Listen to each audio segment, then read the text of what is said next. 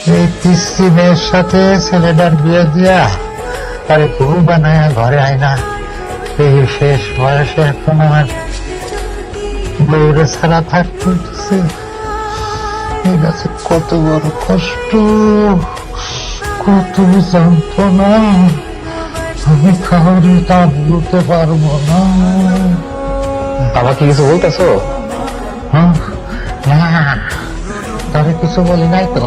তুই ঘুমা, তুই ঘুমা।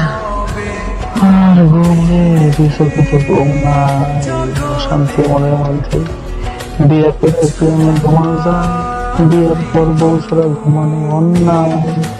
তুই কি আবার কিছু কইলি? সব কিছু মনে না বাবা, ঘুমাইতেছি।